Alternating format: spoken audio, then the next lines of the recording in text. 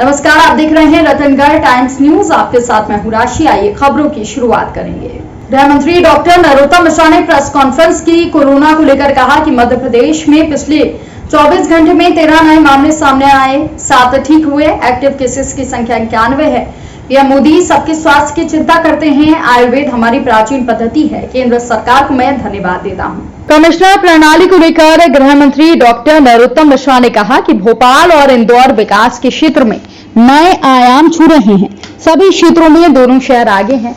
Commissioner प्रणाली से police व्यवस्था और मजबूत होगी। अन्य जिलों में लागू करने पर विचार किया जाएगा। और महबूबा मुफ्ती पर कहा कि महबूबा मुफ्ती ने कृषि कानूनों को वापस लेने पर अब धारा 370 भी बहाल करने की मांग की है, जिसके बाद उन्होंने कहा कि अब नया बहाना वो ढूंढ रहे हैं। पठानकोट हमले को लेकर कहा कि इमरान खान के दोस्त नवजोत सिंह सिद्धू को हमले की बात करना चाहिए। पंचायत चुनाव को लेकर कहा कि सरकार ने कल ही अध्यादेश जारी किया है। पंचायत चुनाव जल्द होंगे। स्कूलों खोलने के आदेश की भी उन्होंने बात कही। उन्होंने कहा कि स्कूल खोलने के आदेश हो जाएंगे। वैक्सीन सभी को लगवाना चाहिए।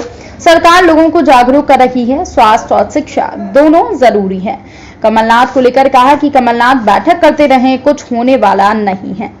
वहीं सीएम शिवराज हमेशा से ही रोजगार के अवसर बढ़ाने के लिए प्रयास करते हैं, इसलिए इन्वेस्टर मीट बुलाई है। इससे रोजगार के अवसर और बढ़ेंगे और रोजगार भी बढ़ेगा। 13 प्रकरण नए आए हैं और 7 लोग ठीक होके गए हैं। मैं वैसे भी एक प्रार्थना करना चाहता हूं कि सभी लोग वैक्सीन का टीका लगवा लें, पर कोरोना की मारक क्षमता कम हुई है, ये तो तय बात है, और इसलिए घबराने की आवश्यकता इसमें कम है। बाकी और रोगों की तरह हमें भी थोड़ा सा इसके साथ रहने की आदत डालें। सरकार पूरी तरह से जागरूक है। हमने अभी सैंपल लेना बंद नहीं किए हैं। हर कोने पर सरकार की निगाह है। पूरी औषधि की व्यवस्था है, ऑक्सीजन की व्यवस्था है, इंजेक्शन की व्यवस्था है, वैक्सीन की व्यवस्था है।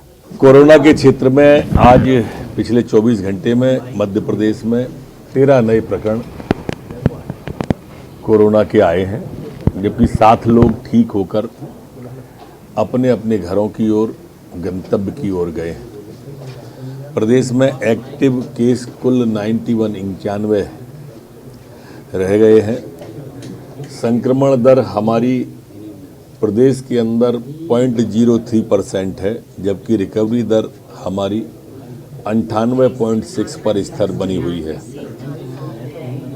पूरे 24 घंटे में जो सैंपल लिए गए वो 51,039 सैंपल मध्य प्रदेश के अंदर कोरोना के लिए गए।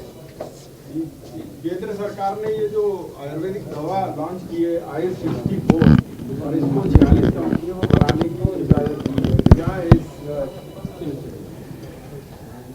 देखिए, प्रधानमंत्री जी सबके स्वास्थ्य की चिंता रख के चले, और यही कारण है कि भारत ने वैक्सीन में अपना वैश्विक स्थान स्थापित किया। आयुर्वेद भी हमारे यहाँ पर सबसे प्राचीन पद्धति है। हमारी ही आयुर्वेद पद्धति का विस्तार आज विश्व के अंदर हो रहा है। उसी का जो प्रयोग किया उसे सफल मान के कुछ लोग जो आयुर्वेद की दिशा में बढ़ना चाहते हैं, उन्हें भी कोरोना की दृष्टि से एक नई पहल केंद्र सरकार ने की है। मैं इसके लिए भी धन्यवाद देता हूं केंद्र सरकार को। वो जो भाई कहते थे ना इमरान को, उन कांग्रेस के अध्यक्ष सिद्धू जी पंजाब के, अब उन्हें बात करनी चाहिए उस हमले के बारे में अपने भाई से। ये कांग्रेस के ही एजेंडे हैं जिनसे पूरा देश दुखी है। भोपाल और इंदौर में जो हमारी हर क्षेत्र में दोनों शहर, चाहे वो स्वच्छता का क्षेत्र हो, चाहे वो कानून का क्षेत्र हो, चाहे वो जल का क्षेत्र हो, पानी का, नए आयाम छू रहे हैं दोनों शहर। और दुरुस्त करने के लिए और मजबूती लाने के लिए तय किया है।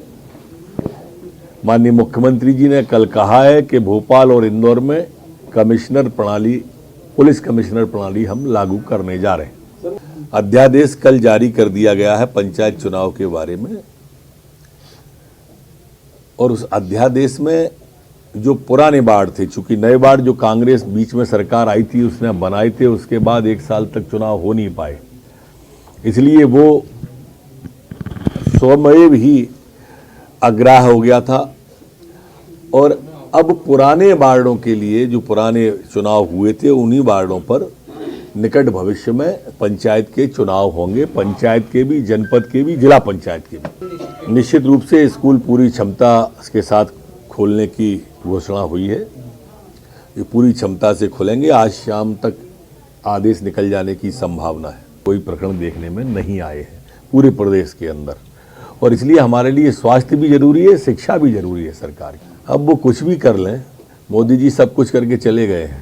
रोजगार की दृष्टि से हमेशा शिवराज सिंह जी का फोकस रहा है, उद्योगों की तरफ रहा है, और इन्वेस्टर समिति का भी उद्देश्य प्रदेश के अंदर रोजगार के अवसरों को बढ़ाना है। इस बुलेटिन में फिलहाल के लिए इतना ही। अपडेट्स के लिए आप बने रहिए हमारे साथ। नमस्कार। खबरों में बने रहने के लिए रतनगढ़ टाइम्स न्यूज को सब्सक्राइब करें और बेल आइकन को दबाना बिल्कुल ना भूलें, ताकि हर खबर की अपडेट आपको मिलती रहे।